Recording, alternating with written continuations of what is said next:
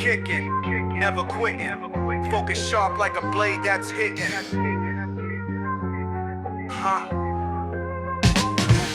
From white belt dreams to the master flow, Paul Coffey's got the mic, now the stories grow. Technique entails discipline and fire. Each guest brings truth to inspire. Keep kicking, step into your power.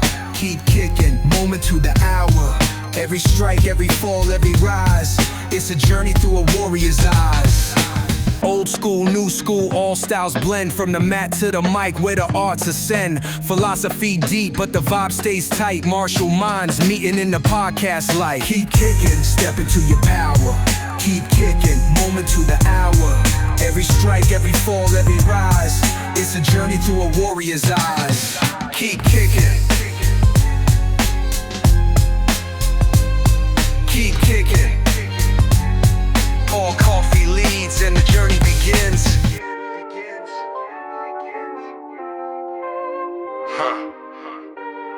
Paul Coffey leads and the journey begins.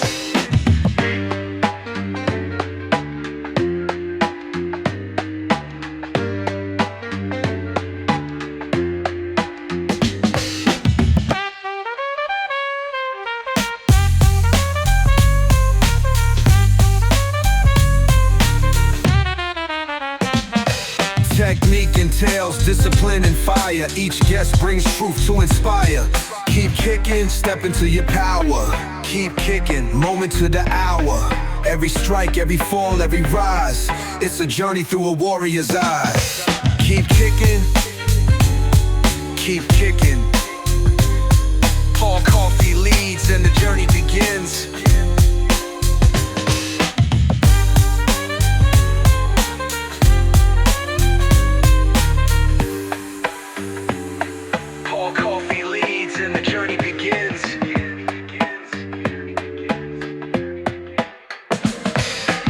Hello, everyone, and welcome once again to Keep Kicking, martial arts podcast where I have martial conversations with my martial arts friends. Today, I sit down with Lee. Lee, would you like to introduce yourself to the people? Hey, everybody. My name is Lee Wedlake. I'm out of Southwest Florida. I do Parker Kempo as my primary system. I started in the martial arts back in 1967. So some of you may have heard of me as being an author. I've written and published numerous books on Kempo and a couple of fiction books. A lot of magazine articles that were published way back from the 80s forward, with another book coming soon. It's a tournament competitor and all that good stuff. So been around a while. Awesome. Sounds great. Lee, what got you started in martial arts? My mama, Precious. my mother was big on having her children get exposed to a lot of different things.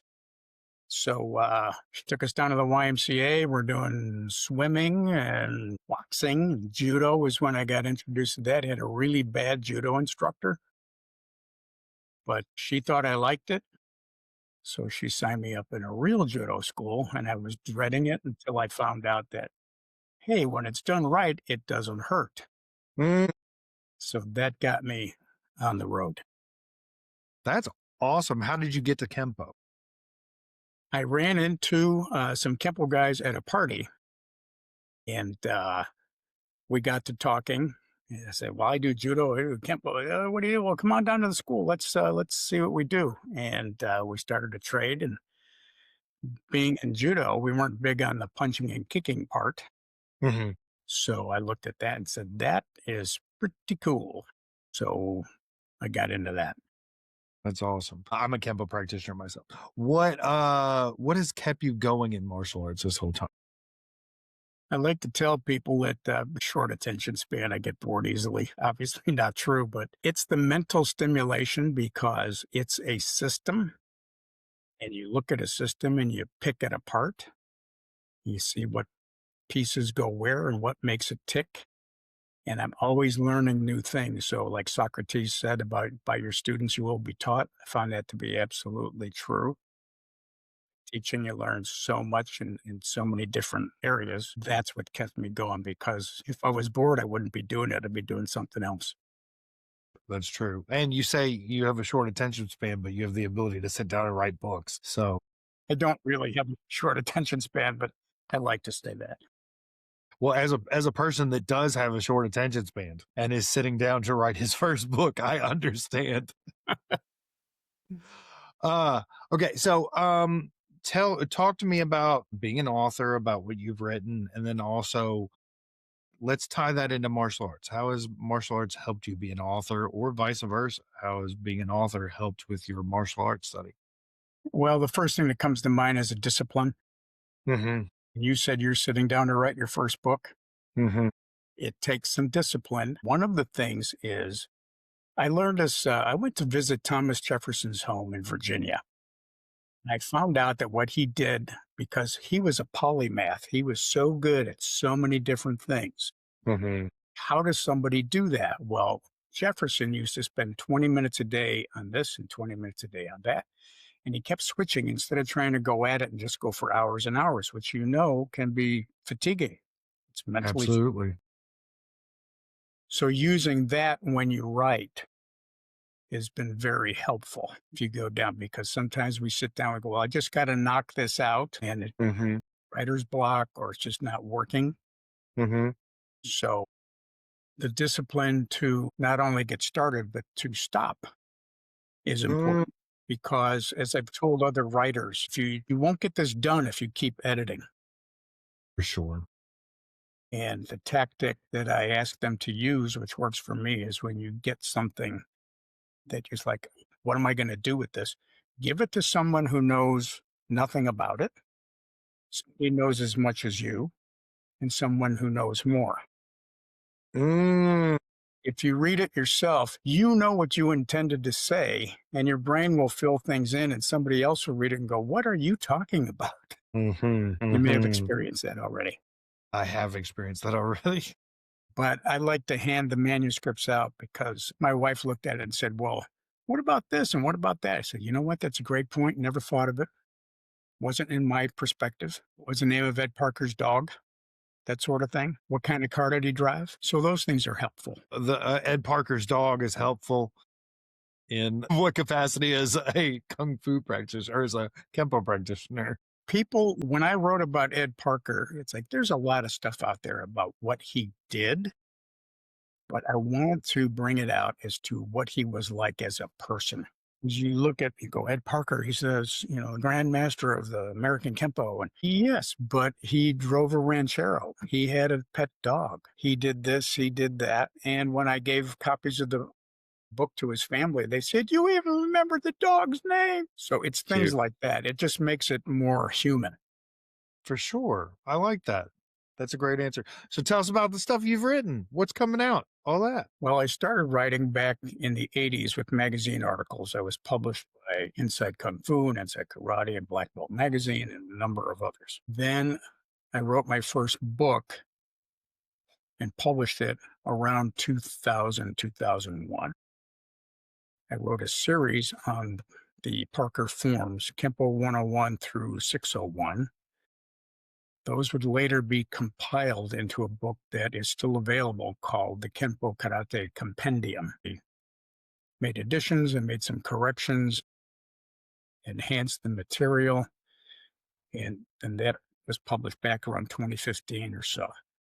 I wrote lessons with Ed Parker. I did an early version, and then in 2024, did an updated version with a lot more material, because time marches forward and some of the senior instructors have passed away. So for the newer people coming up, you'd say, well, I've heard that name, but what's their status? Well, they're not with us. So there's that sort of thing. I wrote Lee Wedlake's Kempo Companion, which it's a pretty thick book, but it's not just about the system, but it's those things that you need to know as a martial artist. Say more. Like the physiological and psychological responses to stress. Mm-hmm. How your brain works. What's the analogies to enhancement on the analogies that Ed Parker made about Kempo and language. Mm-hmm. He loved his analogies with mathematics and music and language, and how language changes over time. So the art's going to change over time. Absolutely. And we see that sort of thing. How do these things change and why do these things change? But you still have a set of guidelines you have to use. Otherwise, your language becomes something people can't understand. Wrote a book recently that was published called The Essential Principles of Ed Parker's Kempo. I did that because you've got the Ed Parker books, you got my other books, there's books by other authors, and sometimes it gets a little hard. It's like, where do I find this information? I tried to pull it together into a small volume that could go, what's the principles on checking? Mm, What's the difference in the definitions of this or that? So it was designed to be more like a handbook yeah. sort of thing. And I've A, got another a one. handbook for Kempo. I've got a book coming out. It should be out this year. It's actually way overdue. Empire Books is publishing it. It's a reissue of my book from the early 2000s called Further Insights into Kempo. Okay. It's a compilation of my magazine articles. That's cool. So the stuff from the 80s is in there again, but the material that was published after I published that book will be in there as well. So there's an article in there about sleeper holds, which is something that everybody should know about with potential ramifications. I wrote that with a doctor named Mark Rowe, who was a surgeon. I actually showed him, we were talking about carotid chokes. He said, well, show me what you mean. So I did the sleeper on somebody. He went, oh my God, don't do that. He said, actually, that's pretty good. Right. Well, if the doctor says not to do it, that's when you know it's right. Well, he's an interesting fellow because he was a wrestler when he was younger and quite a good wrestler and later became a world-renowned pediatric surgeon.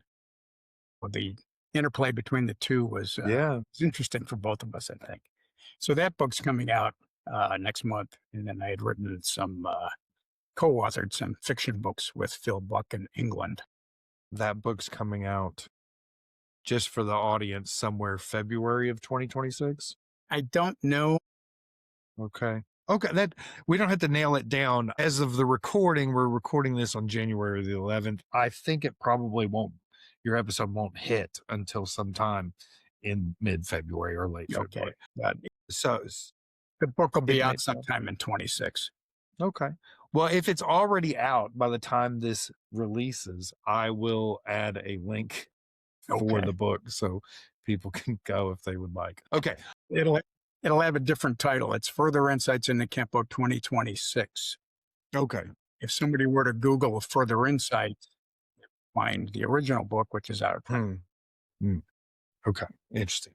Okay. So now to the martial arts questions, So what's interesting is that you wrote one of your books for one of the same reasons that I started this podcast. And that was simply, I had an idea. Hey, I would like to talk to other martial artists, lifelong practitioners, students, teachers about martial arts. And then I started to make a list of people that I would, and the first 3 people I had on my list were dead. And so it was like, oh, well, you need to do it, because this is the same way that, somebody would go set up a camera in a school and record somebody teaching.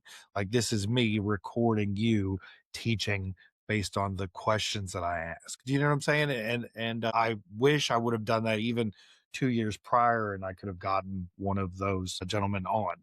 So like that was part of it. But then the other part of it is kind of selfish, but like I can ask you a question that's kind of adjacent to what I'm working on in my own martial arts, journey at current, and then I can get other answers.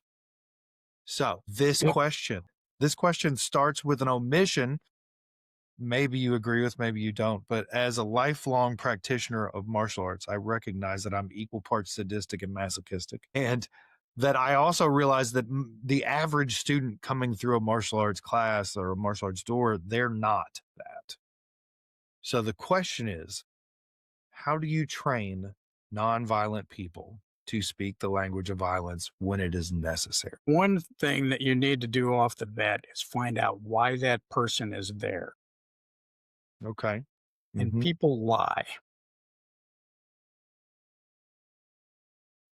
Yeah, I've worked with the police and security industries for years and years. And when we make contact with somebody, usually it's because they did something wrong.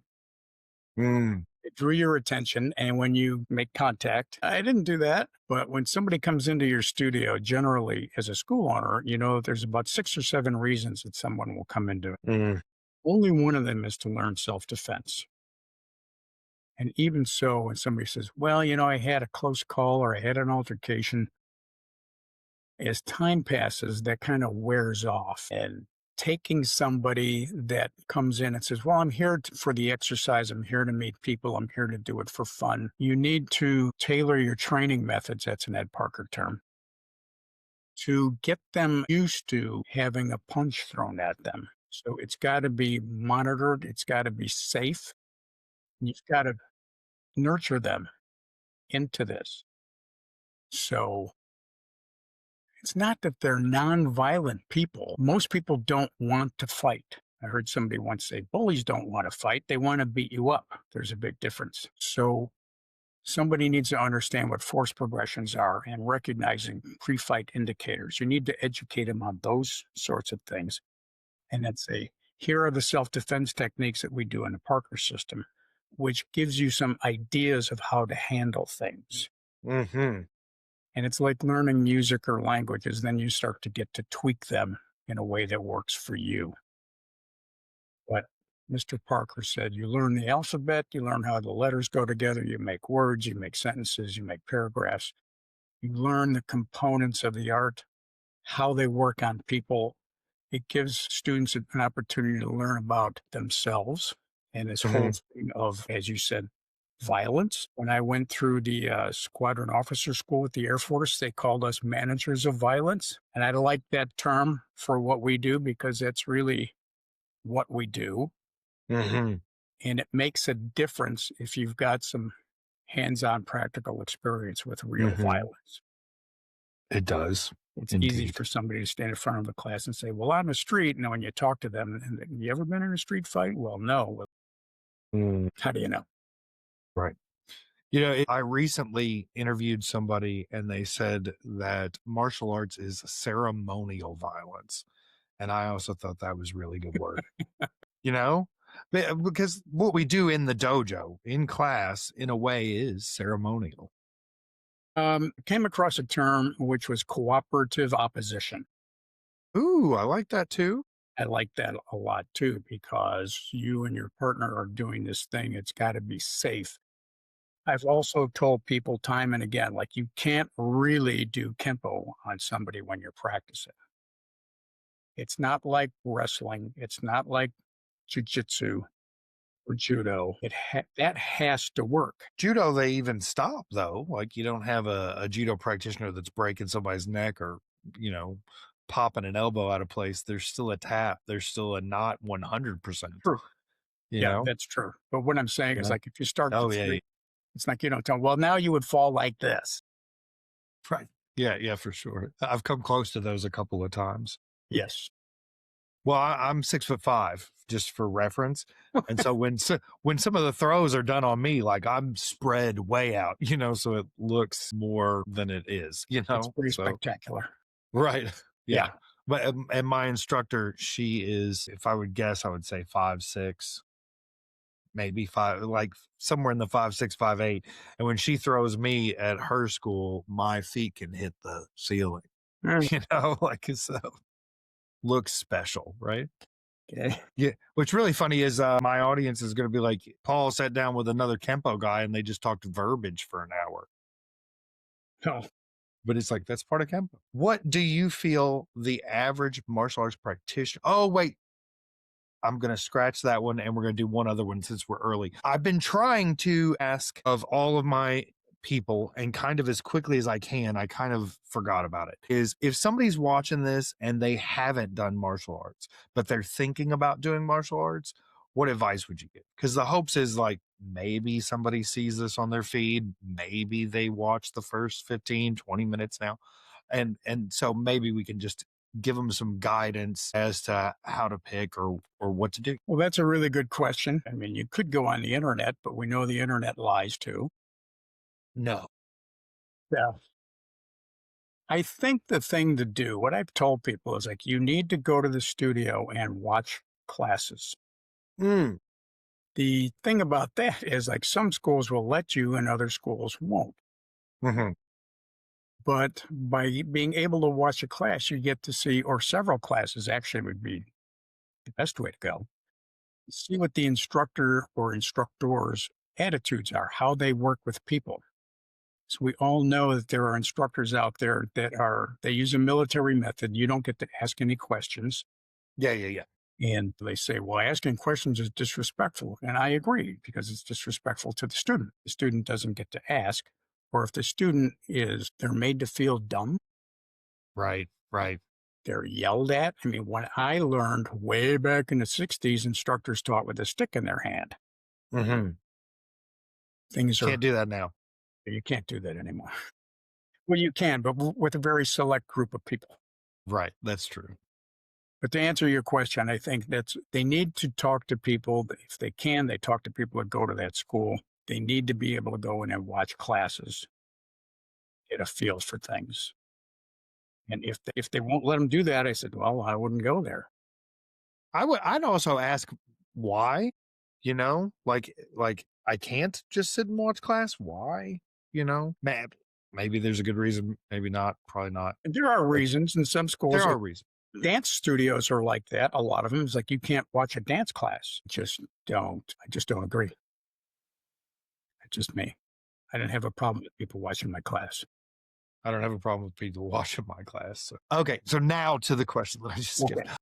What do you think the average martial arts practitioner neglects in their own practice? That's a really good question. I've seen so many variations on this that a lot of people, I've had students, I was a flight instructor too. Okay, that's cool. I've been an instructor in a lot of different disciplines. Mm-hmm. I had one of my flying students come in and say, you were supposed to just pour this into my head. You were just supposed to spoon Like the feed." Matrix. It's like, no, you have to do the head work. You have to think about this. So when someone takes a martial art, you have to practice mindfully. My surgeon friend, Dr. Rowe, used to say, call it the fertile, prepared mind. And people need to think about it. They need to take notes. Ed Parker used to require that we had a notebook with us in class. And I have my guys do that as well. They're always furiously scribbling. I said, well, I have a tablet too, but it's made out of stone and I have a chisel. Guys are using their iPads and their phones today, but they need to think about what they're doing. They need to practice. I've had people say, well, I don't practice. They think there's a difference between home and the studio. It's like, well, the studio is pretty much where you get trained. Home is where you practice. I mean, yes, there is a component of practice at the studio. You do need to repeat. But an intelligently designed curriculum will cover those bases and keep titrating the information in until it sets. So I think part of it is just people walk in and they walk out and they don't give it a second thought. And you know that if you got a couple of days between that class and your next class and you haven't practiced, you've lost those 2 days and you're not going to get them back. Never. So what I do is I give somebody, say, here's a plan for you. It's easy enough to say, you have to go home and practice. But typically it's, how do you practice? Well, I need you to take 30 minutes and I need you to break it down like this. And you don't have to do it every day, but maybe do it every other day or 5 out of 7 or something like that works for you. And as you move through the system, it's a bigger mass of material. You have to break it down. So I give them ways that they can do that makes it more manageable. Because I want people to achieve what they came in to achieve. Mm-hmm.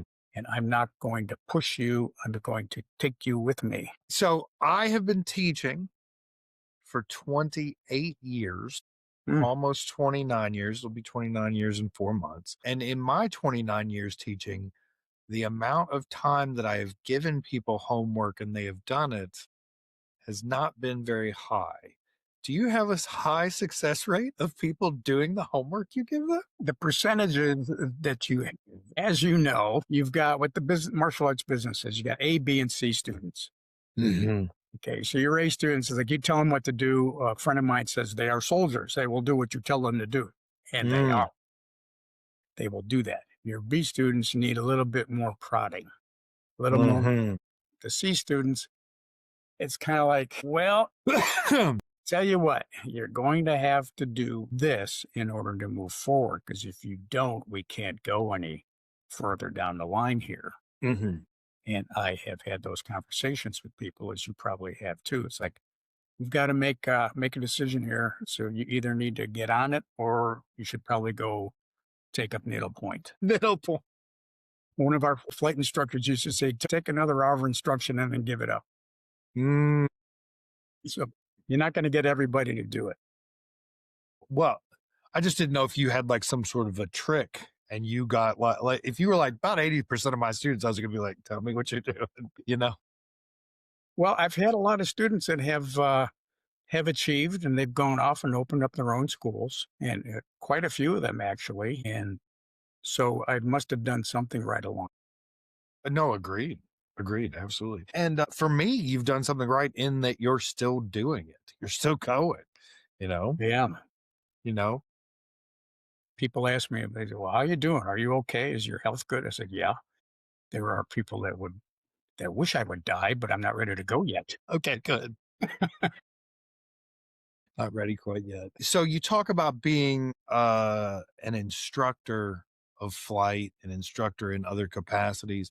How did martial arts feed into those things? How do they help? Once again, it was the discipline that Mm-hmm. it takes and the analytical mindset Mm, that when I trained with Ed Parker, he was my teacher for years, and I had a lot of great instructors across the board. And he said, you have to think.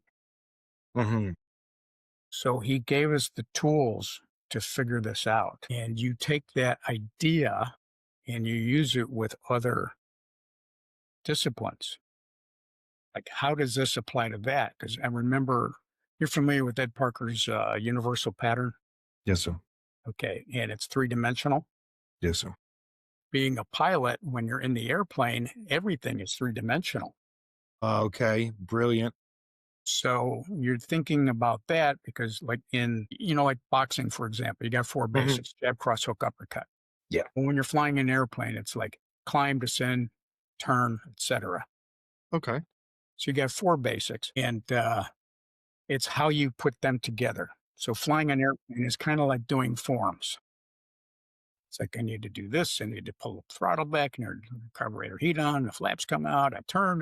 So you learn the procedures as you go along. There's a difference between procedure and technique. Procedure is like for Kempo, for example. Procedure is not to get punched in the face. The technique is how you prevent being punched in the face. Am I going to step? Mhm. Am I going to block? Will I parry? What will I do? As long as it accomplishes the goal. So learning martial arts, I was able with those ideas to translate that over to other disciplines that I was doing, which is Ed Parker had terms like margin for error. Yes. Learning how to land an airplane, if the crosswind is coming in, I need to be able to compensate for that and have margin for error. Mm-hmm. When I was a taser instructor. It's like, if I had this going on and this particular situation, how would I handle that? Mm-hmm. So these principles that he taught me, I was able to apply to these other things. And then you have commonality of response, because when you get under stress, it's like, should I do this, or should I do this, or should I do this? So it's a Hicks's law. Too many choices and no choice gets made. Yes. Well, if you think about things and you go, well, if I do these common procedures, I don't have to stop and think. Mm-hmm. Shortens the response time, which typically ends in a better result. That's good. That's a brilliant answer. Brilliant answer. Thank you. So I don't remember the name, and I'm very sorry. You mentioned a Facebook group or event or something that you're doing, and I don't remember. You said the name. Yes. I'm glad you brought that up. I have he's a Kempo black belt under one of my black belts. His name is Dr. Andre Neto. Mm-hmm. He's out of Maine. He's a black belt under my guy, Steve White, who's out of Manchester, New Hampshire. Okay. Or Manchester, New Hampshire. So Andre's been at it for a long time. He is a brilliant practitioner. He's a chiropractor. hmm And some people don't have much respect for them, but I've met several Absolutely. chiropractors that are really, really good. hmm So Andre and I have been doing a series of interviews, about 20 minutes long, that's called hmm Cranial, hmm because you want to think Yeah, about yeah, yeah, these new yeah, ones. yeah. And that's on Facebook at this point in time. So if you look up Get Cranial, you'll find it. Right now, I think we've got 15 different sessions, and they cover a hmm variety of subjects like joints and what happens if you got spinal compression and how that hmm happens. We've got one on stretching. We've got just a number of subjects, neuroplasticity, so on. That's fun. And response has been really, really good. That's great. Is it its own Facebook page, or is that Yes. Yes. just for ease of finding it? Well, I'm gonna try and make sure that that links in the show notes as well. Aging in the martial arts has been a topic that has come up because I don't know how old you are, but I guarantee you in all of America, we could find somebody that is also your age that has not aged as well. Yeah. You know, we could find somebody that at your age that is not as mobile as you currently are. And so I've been asking of older guests. I'm old myself, kind of. At 42, I'll be 43 in a couple of months. Yeah, I know. Super old, super old. I'm just not as old as I look. And I have attributed martial arts to being the fountain of youth. I agree. The Chinese have a saying, the used doorstep never rots.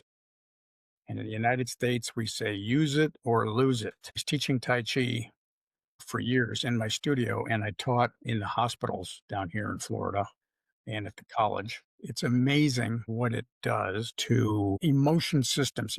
I'm really glad you asked this question too, because we just did an hour and a half symposium a couple of months ago on aging in the martial arts, dealing Yeah. with aging, disability, and injury.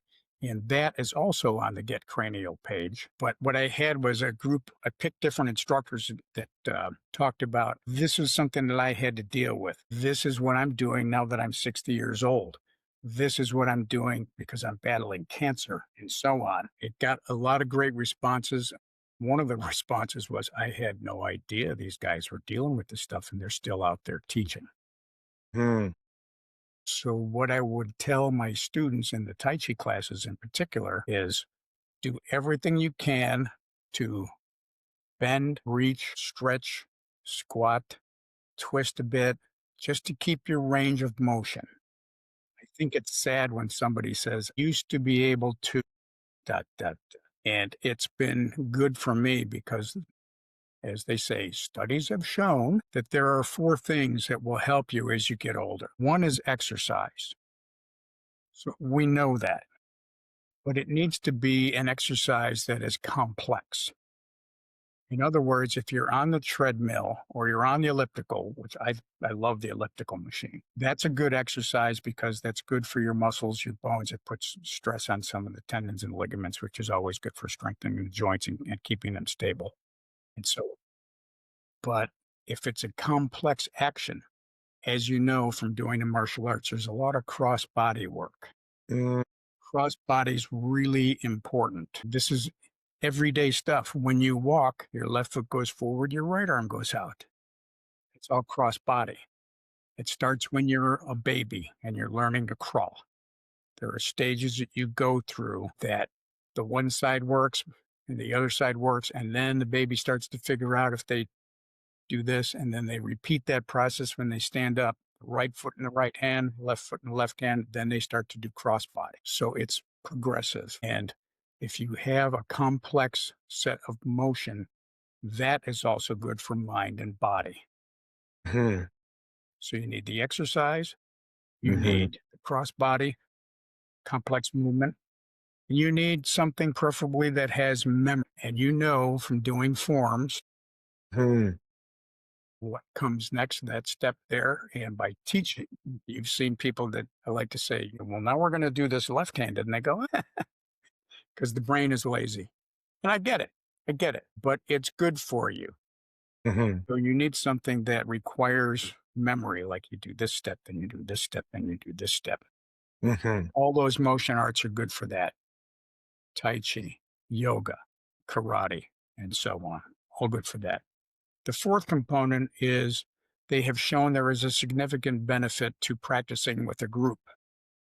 You know that when you're in a room and everybody's running through the form or you're kata together, there's a different energy than if you do it by yourself. Absolutely. And this is why, as you know, in China and places like San Francisco, people go out early in the morning and they do their Tai Chi together in the park. And I'm pretty sure that's because they can't remember how to do it at home alone. Well, there is that too. There's a reminder of your friend next to you. Yeah, but that's, I'm being facetious, but that's the thing is by doing it with a group, there is a benefit to that. Human beings are all connected in one way or another. Well, there's also the fellowship that occurs when you do it. Yeah. with- Yeah, And absolutely. I think a lot of martial artists neglect that fellowship. It's more important to your practice than we give it credit for. Yeah, I agree with you.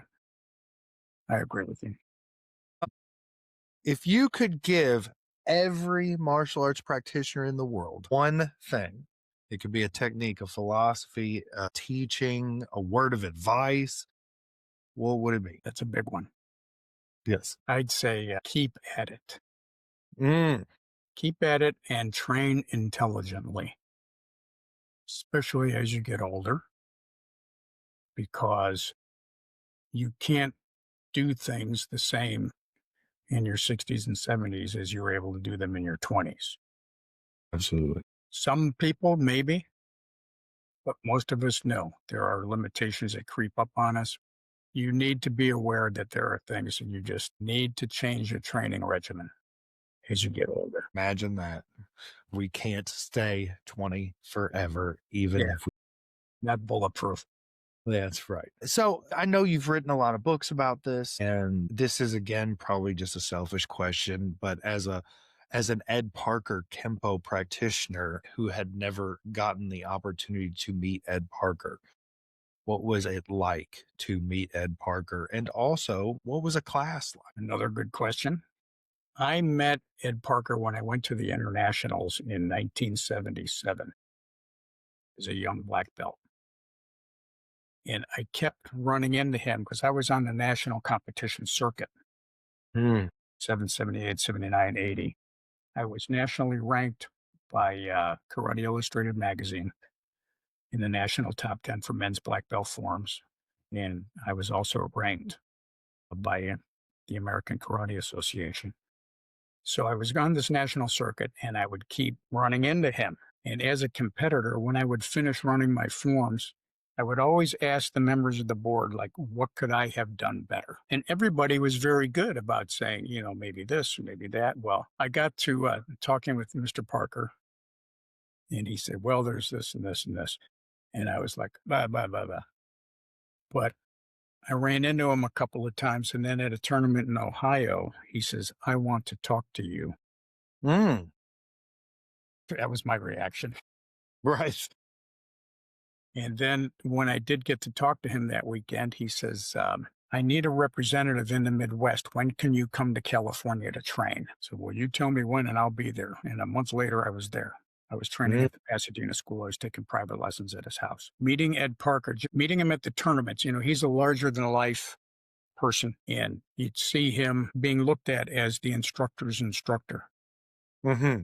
So you see a lot of these top flight martial artists, the Bill Wallaces, the Joe Lewises, and so on. And they looked at him like that as well. I mean, he's the guy that introduced Bruce Lee to the world. He was in the magazines all the time. He'd been in the movies. So for me to get to work with him was like, wow, this is huge. Mm-hmm. I was very, very fortunate to become one of his students and to be with him for 11 years. Taking a class with him, he was, at least with us, yes, you had to drop down in that horse stance. You had to work those basics. Mm-hmm. I tell you what, if you had your elbow sticking out, you know what a shinai is? Yeah. Yeah. Whack. That was in the days when you could do that. Yeah. It was anchor your elbows. So it was a bit intense, but you know that he did it because he wanted you to be your best. My Tai Chi teacher told me a story about somebody in their lineage that the master was telling him, sink, sink, sink. He said he kept on me about that. And I know he wasn't picking on me. He did it because he loved me. And when Mr. Parker would work with you, it's because he wanted you to get it. And being that he was from a Hawaiian royal lineage, he was King Kamehameha's lineage. He would have been a prince if the line was still in existence. He acted like a prince, so you felt pretty comfortable with him. But there was this huge respect for him. But it was, for me, it was nice because I got to know him so well. We could tell jokes in the car, and I bet that was great. Yeah. I bet that was. It was. Take him to the airport or and it was just joke after joke after joke after joke. A lot of fun. That's those moments. That's the reason to do martial arts. It doesn't have anything to do with Right. the punches and the kicks are extra, Man, that's good. I try and keep these about an hour and we're steamrolling toward it. Okay. I do want to make sure that I ask, is there anything that you didn't get to talk about that you wanted to talk about? What didn't I ask? That's the first. The thing that I'm doing now is I do have a Vimeo platform Okay. that people can access, and I've got it in 2 tiers. So if you're a beginner, like from white to green, let's say, Mm-hmm. you can get the lower tier, and if you're an instructor, you can get the higher tier with the black belt material. And then the instructing for instructors is what I call it. That's been in existence for over 10 years. A lot of people use it because you can use it 24/7, and it's got the techniques and the basics and the forms and the freestyle techniques, and there's a load of free videos on there, like demonstrations by Professor Chow and that. So I can send you the link for that as well. Been doing the Vimeo thing. I do a lot of seminars. They've still got me flying around the country and overseas. So I do a lot of that. And That's fun, though. the seminars are fun. The flying part is not. Okay. Going through the airports and all that is just not as much fun as it used to be. Speaking of getting older, when I was going to Australia with Ed Parker back in the 80s, like that's a long flight, but you got to sit there and talk to Ed Parker for all that time. Yeah, I don't feel very sympathetic for you having to be on that long flight. No, but Yeah. that I've done that 5 times. It's like it gets harder as the time goes by. But Sure. not just sitting and talking with Ed Parker. Sometimes I would get to sit and talk with Leilani, with Mrs. Parker, and that was sounds rough, Lee. Sounds like it's real rough. But she was fun to talk to. When I would go to California, a lot of times they would have me over to the house for dinner, and I would take some of my private lessons over there at the house. But, she liked me, and when we would talk, she would tell me, I said, what was it like when you were growing up? Because she and Ed Parker met when they were in their teens. Mm-hmm. And she told me a story once. She goes, he used to spend so much time with Professor that I asked him if he was going to marry the professor instead of me. But some of the stories that he would tell, he told a story about getting into an altercation in his car. And there were 4 guys in a car, and one thing led to another. So they all pull over, and a couple of these guys get out of the car. He gets out of the car. One thing leads to another. And he's told a very interesting story about it. He talked about how, what time dilation is? Mm-hmm. Okay. He hit this guy, and he said the guy was smoking a cigarette. He says you could see it turning in the air very slowly. But he described the strategy that he used. He looked at all of this, and he said, this guy's going to want to punch me. If I hit him like this, if I hit him in the nose, I'll break his nose. Blood will come out on his white T-shirt. His body will turn so his friend can see it, and that will delay him. That's what he did. And he hits this guy, and he says the guy went down like a tree. He says, I thought I killed him. He says, then he started to twitch. He says, oh, we're good. So I heard that story from him, but then I also heard it from her. She said, Was she one of the 4 in the car? There were 4 in the other car. Okay, she was pregnant with their first child, but he did say that when he hit this first guy, this the second guy ran back to the car and they all locked the doors. Okay, good. But That's it great. was fun to get, she saw it. She was there. And for her to say that, yeah. Well, and to get the different perspectives. That's why we teach, is so we can throw technique at other people and see what other perspectives come from it. Well, that's one reason. It's also just to help people. Like, there's more to it than that. It's Well, complex. it's a big confidence builder when somebody learns how to do these things. If you've taught smaller people, particularly, taught a lot of guys' wives. And I remember when she's this little tiny Jewish girl from New York. She's Mhm. married to a guy who was a New York City subway policeman. Mm-hmm. And so she got the black and he was maybe a green belt. She lit him up in class one night. He says, That's good. That's good. And being 6'5", I teach only small. yeah, Yeah. I've got a couple of my black belts are your height. Yeah, we are up there. Lee, do you want to tell people how to find you? I will get all of your links and put them with the show notes, but you can also just tell people. You can, of course, if you Google me, I'm out there on the internet, but I've got a couple of Facebook pages. I've got my personal page. I've got Lee Wedlake's Karate is another Facebook page. I've got the Get Cranial page, another Facebook page for the books and videos, so on. So I've got 4 or 5 of those. There's that, and if they want to take advantage of the Vimeo, I don't do any kind of instructing and ranking online. I just don't do that. But if somebody wants access to see what the techniques look like and what the principles and terminology is, the Vimeo is very, very helpful. And of Wonderful. course, the books. Yeah.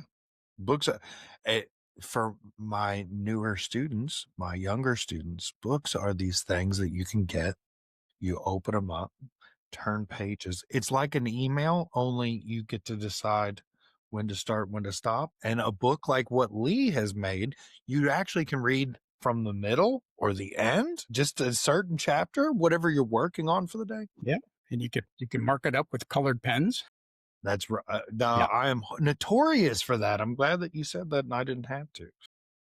There are some books that I have to buy 2 copies, and one copy is the Paul won't write in copy, and then the other copy is no bets on what this looks like. I've got a book that was sent to me last year by a PhD named Bill Hawkins down in Tucson, Arizona. Mm-hmm. Taught blind and deaf people mobility for 40 years. And he sent me a book called The Master and His Emissary. It's about 600 pages of neuroscience. Oof. But Light read. yeah, bit of a tough read at times, but loaded with information about how your brain works or doesn't. Right. And then he said, I hate to scare you, but there's 2 more. He says, that was There's just the first one. 2 more. This is the second one. Okay. Well, the other good thing for a martial artist about reading books is if you're carrying a book with you, you're never short of a weapon. Yeah. If you need it. Yes. Clock somebody with that, they'll rethink everything. Well, Lee, this was wonderful. I thank all of my guests for taking the time because I realize time is a precious commodity. I also thank all of my guests because whether you like it or not, having this conversation, you're now a part of my martial arts journey, and I cannot express gratitude for that enough. I want to thank everybody that listened or watched or a combination. I hope you got something out of it. And as always, for anybody that listened and watched, and also for Lee as he ages, keep kicking. I appreciate the time.